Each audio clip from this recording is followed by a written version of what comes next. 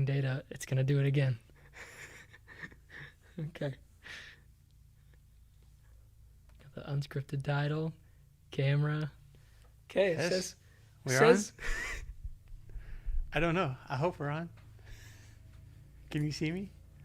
Guys, I don't know. I don't know why this... It's like every Thursday we have to ask, can somebody send a comment? Let us know. Let us know if you're here or not. Can you see us? Yeah. Okay, I think we're streaming, though. I know we're joking about that, but seriously, send a comment and let us know if you can see and hear us.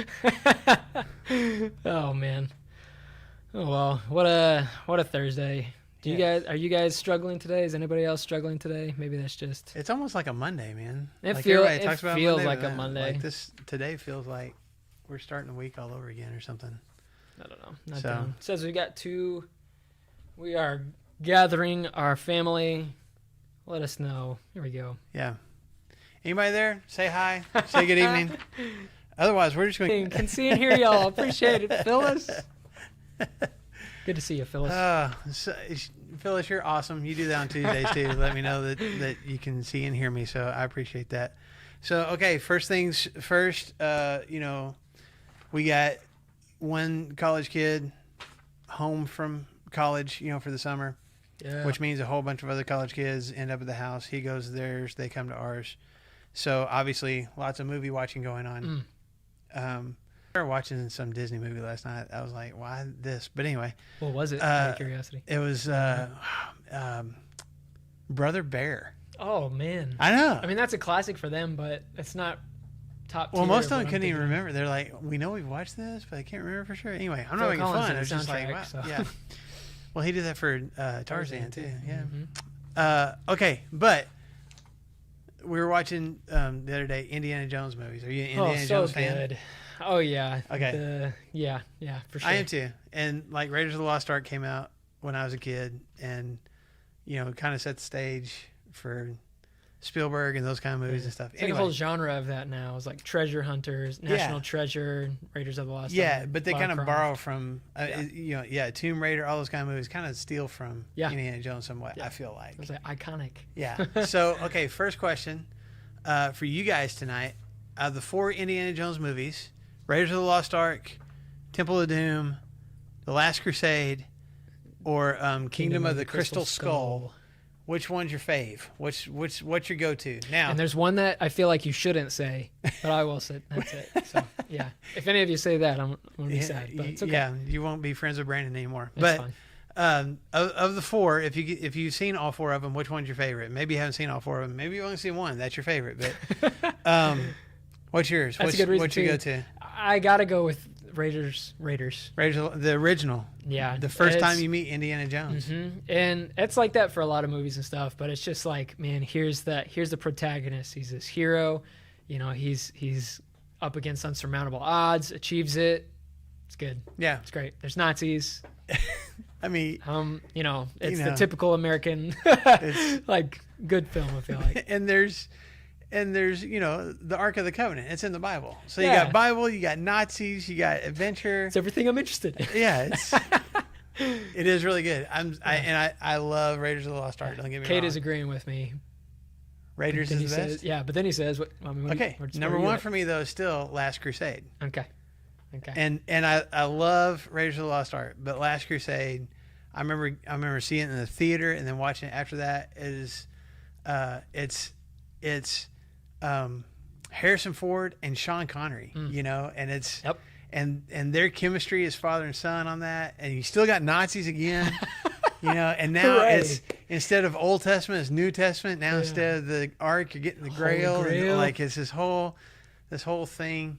Anyway, it's great. Well, we're all over the board here. We've got Last Crusade, and then Doom from Cade. Phyllis is saying Raiders, can't beat the original. Right. Leslie is saying Temple of Doom.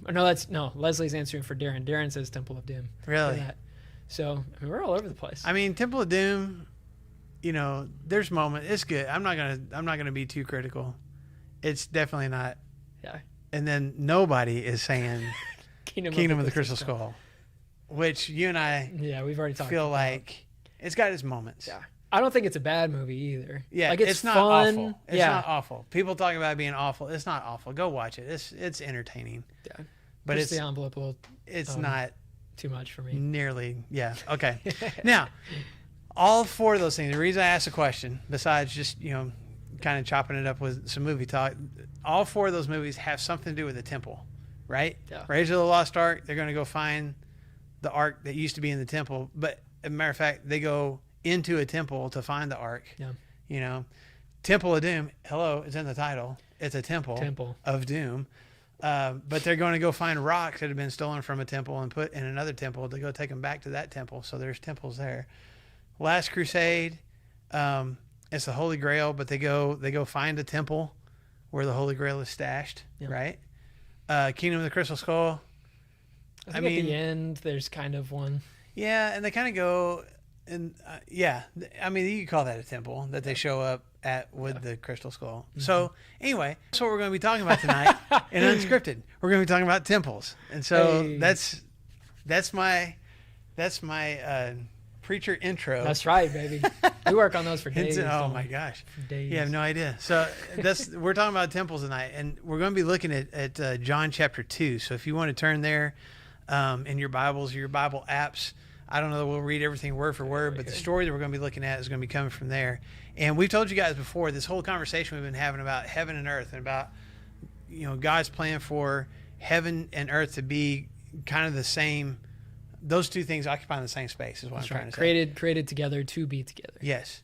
And then sin separating that. That's what we've been talking about for the last several weeks, and God trying to reunite those two kingdoms, those two realms once again. And last week we kind of pushed it felt like the fast forward button because we've been getting there and like heaven's like coming back. baby step. And then with the arrival of Jesus, it's like, boom, hey, heaven and earth, it's here. I'm here. It's happening. I'm approaching. And so we talked about that a little bit this week, but we're talking a little bit more specifically about how Jesus plays that out as far as what it looks like with God already having shown himself through tabernacle and temple, and just a divine presence. Yeah, and just at least for God's people up to this point, knowing, kind of experiencing God from a distance as far as the tabernacle and temple is concerned. Yeah. We got kind of this closeness of heaven and earth, but it's not the exact same. And now Jesus takes it way even further and is like, okay, here's what this is really supposed to be. Because it's a new category. This is, I mean, we're going to talk about this too, but I know Jesus, or I don't know Jesus. I know God in the sky. I know God in the heavens. God kind of in some like little hot spots, Jacob's ladder stuff. I know about God in the tabernacle. Right. That's where you go find him. And I can see the clouds. I can't get to him, but I can get kind of close to him. Yeah. And if anything, if I'm in the camp, like I can see, hey, God's here. Yeah. It's like, I can see it. Yeah. I know about God in the temple because that's where I go and meet God to offer sacrifices, find forgiveness, atonement, forgiveness, all of this stuff. And Jesus is like, no, God's a man. But it's more than that. What?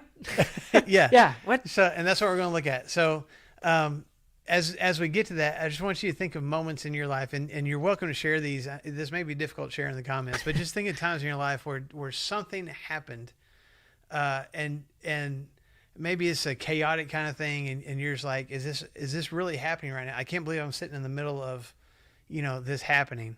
And it could be any number of things. Some of you sat through like tornadoes and different natural events, or some of you have seen, I guess, fights break out at hockey games or something, or, different things. And yesterday I was driving in my truck, and these two guys in front of me, the truck in front of me and the truck next to him, they started screaming at each other. That's nice. And apparently it was really bad, and gestures were being offered to each other and things like that. And then they tried to speed away from each other, and they just went neck and neck, to the next light, and stopped again and kept screaming at each other. And then when the light turned green, the guys in front of me, kind of moved up, and I moved up, and the other lane of traffic wasn't moving that fast. Well, he turns right to go down the street.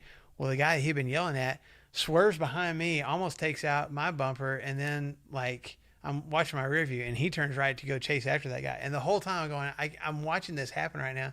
I don't know if am I supposed to dial 911? Do I go witness? I insert myself in this? I'm just going to keep driving. I went to Walmart. So anyway, it's one of those moments I'm like, I'm actually watching this chaotic scene unfold right now, and I'm not for sure how to handle it. You know, so It just catches you off guard a little bit. yeah, but honestly, like, kind of wondering, like, what am I supposed to do right now with what I am witnessing right now?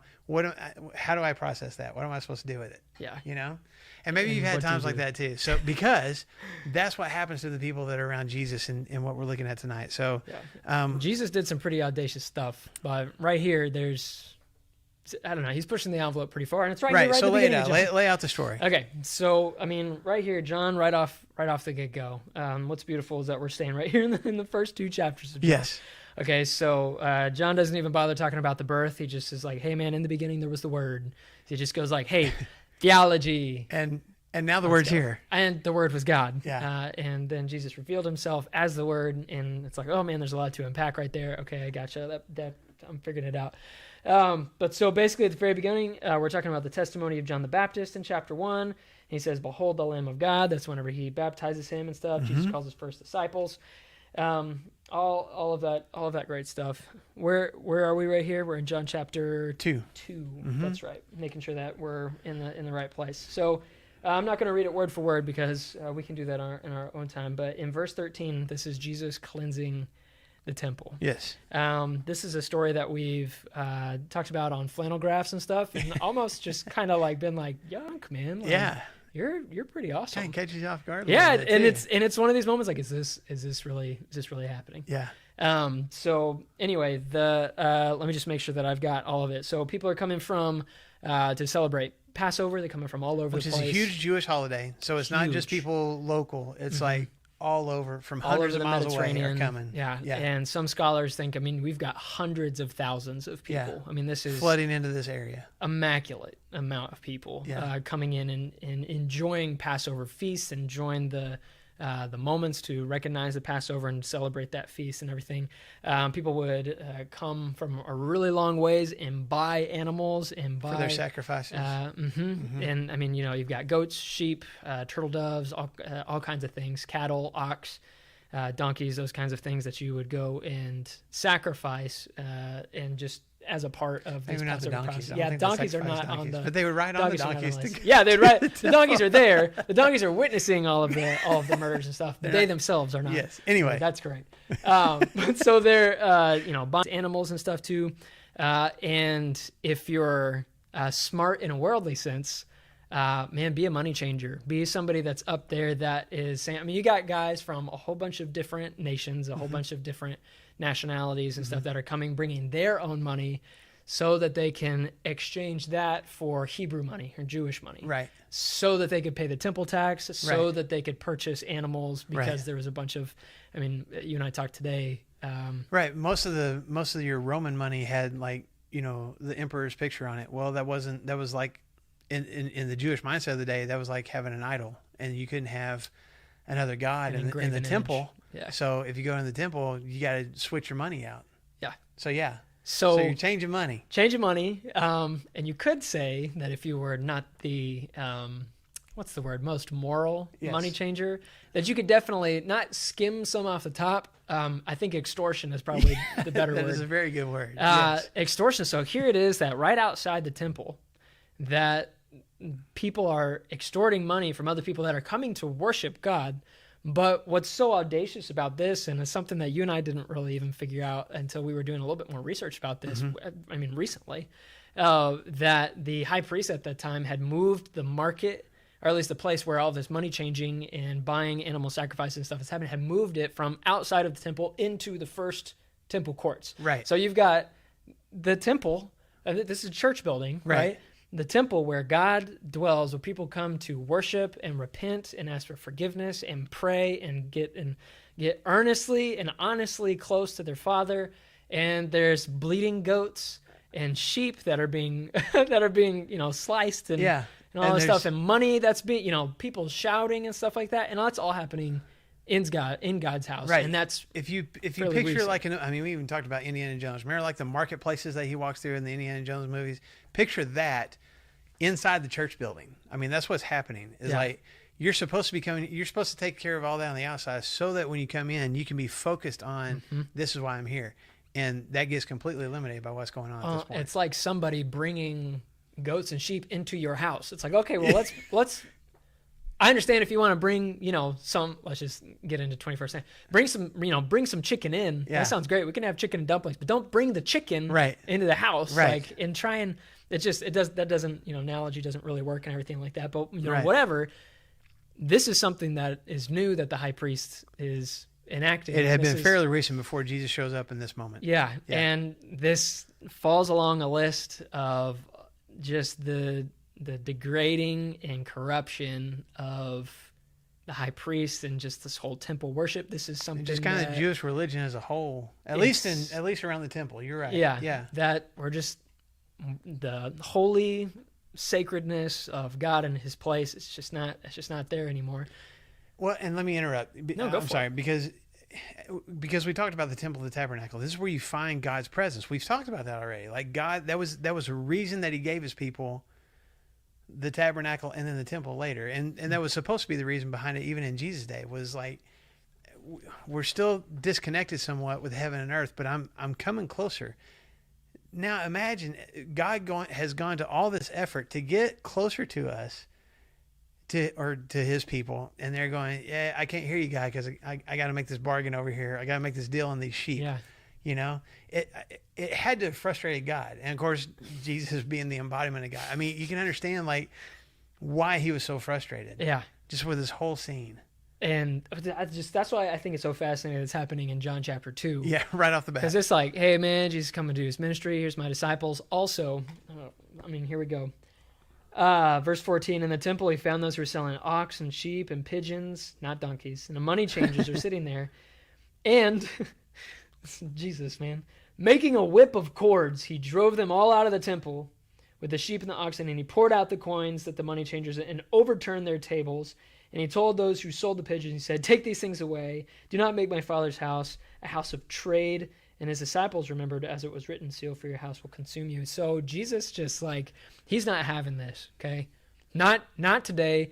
Do not turn my Father's house, my holy Father's house, into a place where extortion is happening, where we cannot have a moment to pray and ask for forgiveness and have atonement. That's happening here.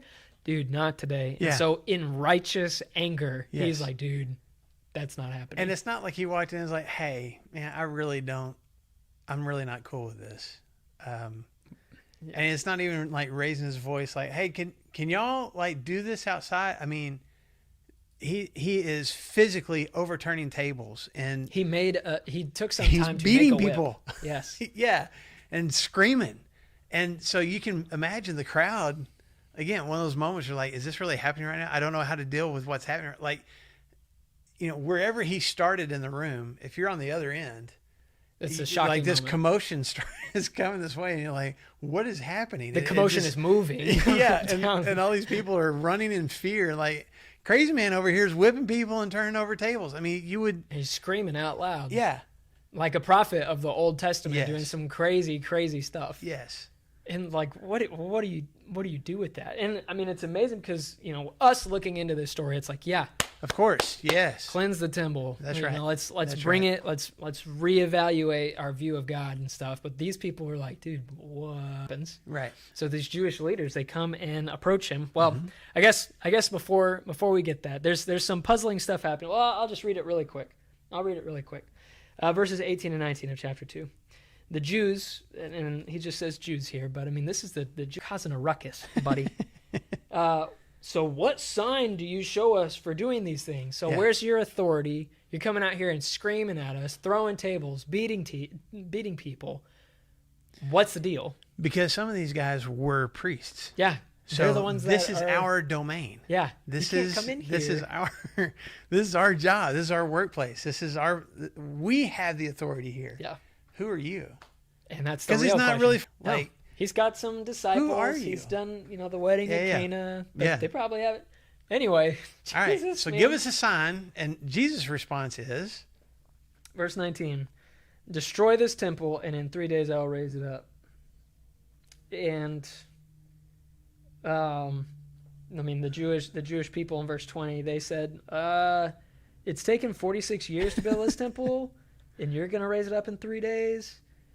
And, like, I don't know. There's you got to love the parables and stuff, because at least with some of those things, there's some cryptic messages that you just need to chew on and work on and stuff. And they're like, hey, give us a sign. Like, Moses got water from the rock, hit the temple wall. Let's get some water or something. Give us something. And Jesus like, destroy this temple and it will come back in 3 days. It's like, what does this have to do with anything? Yeah, we asked for a sign, and you're just you just said the weirdest thing in the world. He's giving us a riddle. Yeah, I mean that's unfortunate. What I hated in high school especially was like, you ask the teacher a question and they would answer that with another question. I'm like, no, I asked you a question. Yeah.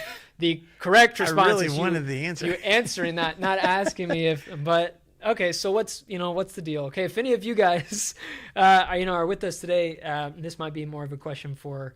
I mean, I enjoy things like that, but if you've got like favorite puzzle games, I mean, you could just be a puzzle person. That's cool too. Yeah. You get more than. I'm not having fun anymore. Yeah. Give me max 3 hours and I'm done. Rubik's Cube. I'll do one side and then I'm done. That's all I can do. Yeah. So. Yeah, I can't. Yeah. And I get frustrated trying. So I don't really like this riddle. At least if you want to call it a riddle right now, the destroy the temple. I mean, we can look, we understand it now. Yeah. But the word riddles, I enjoy word riddles, of like, there was a guy found dead in a field. Yeah. And all he had on what happened to him? He had and you like have to, here's the little clues. I enjoy that stuff. I like knowing the answer already. I like telling those riddles. It's so frustrating to me when I don't know, because after about 3 or 4 questions, I'm like, no, just tell me. Yeah. Or I don't care. Now I'm mad. For me, when I run out of questions to ask, I'm like, I have no idea. It's like, well, okay, just tell me, because I'm done with this riddle now. Yeah. Let's be finished with that. Yeah. I have yet to try one of those escape rooms. Oh yeah, those are fun. Not great at all. I haven't done it yet. And I think part of the reason is I'm afraid that I'm going to get in there and just going to get really mad. And I'm just going to sit down and be like, I don't care. Like, Marshall, you're sitting on the key. Like, probably would be my luck. Yep. Okay. Yeah. Okay. Riddles, man, whenever Jesus is talking in parables and stuff like that, sometimes it feels like there's some cryptic language that you have to walk through. And so I'm grateful the fact that the disciples are like, hey, Jesus, I know that they didn't understand. It doesn't do that here. I know that they didn't understand, but, we know, but how about you just kind of... Yeah. Well, and John even gives a little footnote there in verse 21. He says, the temple he spoke of was his body. It's not like John was sitting there while Jesus is throwing tables over and going, destroy this temple and build it in 3 days. And John's like, ha, ha, ha. I know what that means. I bet they don't. John had no clue. He has no idea. But he gives you that answer later. They didn't know that until later, yeah. Right. So give us a sign. All right, here's a sign. Destroy this temple and I'll rebuild in 3 days. What? What does that even mean? Well, so with us being on our heaven and earth kick, yes, if you want to call it a kick, we're in the middle of our heaven and earth series. Knowing and recognizing that God made his presence known, he came to his people in the wilderness in a tabernacle, and then later Solomon builds him this beautiful, immaculate temple. It's the second time I've used immaculate today. Yes. Wow, what a... and God's presence comes and fills it, although Solomon says you're too big for this, so we know this isn't actually your house, but like that's language of like, this is God's presence. I mean, we need to be clear and understand that Jesus isn't talking about the temple, although the temple was destroyed about 30, 35, 40 years later. Yes. The temple was destroyed after that, but he's not talking about the physical temple. He's talking about himself. Right. And obviously John is looking back and saying, yeah, Jesus is talking about himself. If you destroy this temple, and it's still cryptic though, like, hey, why are you doing these things? Show us a sign. Well, I'm going to die and I'm going to come back in 3 days. Yeah. Okay. You give me a little bit more. Yeah. I need just a little bit more than that. Yeah. But obviously Jesus is calling himself a temple, and, John revealed that and stuff too, because we understand that, okay, God, lived in the sky, he lived in temples, he lived in the earth, not in a human form though. Right. Not in a human form.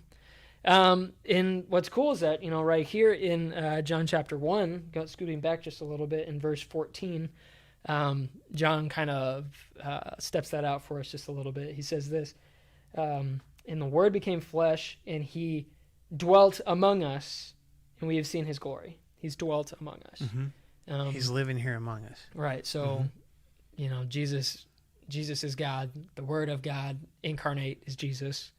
And he dwelt among us, but there's something special about that word dwelt, right? you being the better Greek scholar than I am. I don't know the word, but I don't either.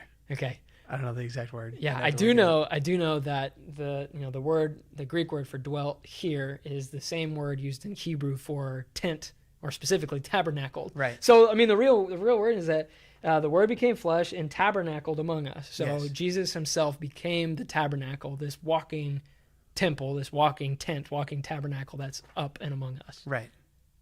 Pretty cool. It is cool. And the fact that Jesus says that Jesus, I mean, let's be honest. We're borrowing, or not borrowing, but we're using some stuff from the Bible Project Absolutely. to kind of guide us through this study. And it's something that I hadn't really paid attention to before this particular thing that we're looking at tonight. Because whenever I looked at the story, and even when he says, destroy this temple, I'll rebuild it in 3 days. You just think about the cross. Like he died on the cross. His body died. It was buried. Yeah. It was raised again on the third day, which is what he's talking about. I mean, John said that he's talking about his physical body. He's, but the fact that he is saying in the scripted language, I am a temple. I mean, for us, it's like we throw the word temple around so much. It almost doesn't. Temple of Doom. That's right. We just talked about a whole bunch of temples, and you can go visit different temples around the world. Yep. But in the culture that Jesus was in, these people that had a history of the temples where you go find God, that's where God's presence is. And wherever now the tabernacle, it was right in the middle of the camp. Everybody was around it, but there was still a little bit of distance there. But it was still like it was God, who is all big and all encompassing, comes here in the middle of us. And then the temple is the same thing. And then Jesus is like, no, I'm the temple. Like and it's Jesus saying God's presence is here, not in this 46-year-old building. Yeah. It's here. I am closer to you. God's presence is closer to you than it ever has been before. We are as close to being back to the garden as we have ever been, because I am walking among you. God walked with Adam and Eve. Yeah. In the garden. That's when heaven and earth was as close as it could be. And Jesus embodying that. Here again. it is again. That's crazy. Oh man, for real. And honestly, I think it's hard for me to grasp, because I talked to Marshall about this. I know we're kind of running out of time here. We had even more to say too. Yeah. But like that would be hard for me to grasp. And honestly, like I think I said this last week. I'm like Nicodemus, being like, dude, you said you're the temple, like. What? Okay. I don't understand that. Right. And my dad doesn't resonate with me that you're God. Like, God's like, we talked about that a couple weeks ago. Yeah. God's everywhere. Big. Yeah. He's huge. He can't fit. We already talked about that. We know that this temple, it can't hold you, can't house you, but this physical human body can contain you. I don't think so, man. Right. Can you explain that a little bit? Yeah. I would like to know more. Yeah. But Jesus even saying that, like, I am the temple. And you think about, think about what we've already said happened at the temple. You've already mentioned it tonight. You go to the temple to find God, to be connected to God. And whether that's through prayers and especially in Jesus' day, reciting certain things. And, part of the reason he's mad was because you're losing some of that specialness that I'm here connecting with God, and I'm shopping for groceries over here with these animals, you know? So that's where you found God. And it's the temple's where you offer your sacrifices. Like, you bought these animals to go kill them, to deal with your own sin. I am giving up the life of this animal in place of me. Where did that happen? At the temple. It's the place where you did get grace. You got forgiveness. You got and you got that intimate connection with God. And even if you didn't feel it all through the year, every time you came to the temple, that's what you were supposed to feel, and that's what you were supposed to experience. But you had to go there. Yeah. And so, like all the things that you just said, like Jesus, it's like temple, I say 2.0 because it's not 2.0. It's like, it's not a 2.0. It's the next thing. Yeah. It's not a 2 point or 3 point. It's the next thing. So like coming into connection, Jesus, like, I'm connecting with you. I'm coming to you to connect with you. I'm coming to you. You don't have to come to the temple. You're coming to me. And guess what? you don't have to bring these sacrifices. You don't have to bring those anymore because I am the ultimate sacrifice. I am the sacrifice. And that's what John says too. Whenever Jesus comes to be baptized, he's like, here comes the Lamb of God who takes away the sins of the world. Takes away the sins of the world. Thank you very much. And so it's like, okay, he's becoming the sacrifice. And now too, the people that can't go to the temple, the people that can't go and worship because they're unclean or they're sick or they're lepers. Yeah, or your lepers and your unclean people weren't even allowed to go. So like even if you wanted to go connect with God, you couldn't couldn't. because you had too much junk. So there's this exclusivity of like, as long as you're pure, you can go to the temple. As long as you've done your sacrifices in the temple, you can worship in the temple. That's fine. Which says like, man, if you are this person, or have this ailment, or have done this, or have not cleansed yourself of this, and Jesus goes and he like touches those people and brings the temple to those people. Embraces them. Like takes a leper that you're supposed to, not come anywhere near and grabs a hold of him and says, I'm here and be healed. And let's be closer than we've ever been before. Yeah. This is so much. There's so much to unpack with Jesus, which is so cool because most of the time, if Jesus touches a man that has leprosy, like he's unclean and will be unclean for a long time. But that's not true because you go to the temple to become clean. And if Jesus himself says, hey, I'm the tabernacle, I'm the temple, and Jesus is bringing himself, whenever he touches that body, instead of him becoming unclean, they become clean. They become healed. Because they contact the temple. Oh, man. Oh, man. It's so cool. It is cool. It is cool. And that's what we wanted to bring out tonight. I mean, it excites me to talk about it. Just recognizing here's all these things that we as God's people before Jesus had, first of all, had limited access to. We had access to it. We had access, but we had limited access. And we had to go, like, there was a lot of effort on our part to go make it happen. And then Jesus comes and by him saying, I'm the temple. And then showing that it's not just him sitting back and going, I'm the temple, come to me. Like he walks out of there and goes into the muck of our lives and says, okay, let's clean this up and let's connect and let's experience forgiveness. And I'm going to sacrifice myself for you. I'm going to do all the things because that's what happens at the temple. And I am the very presence of God. I'm going to make these things happen. And you don't have to go through a whole bunch of stuff to get there. I'm coming to you and I'm going to make it happen. For God to do that for us is amazing. For this whole concept of God bringing heaven to earth. It's not just those two realms are kind of intersecting. God is invading our personal world.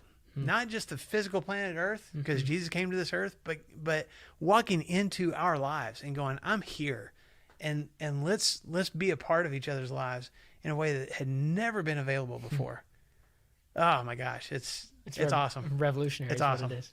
So what's cool though, as a stint for next week, it doesn't end here, which is so funny. Like there's more. There's more.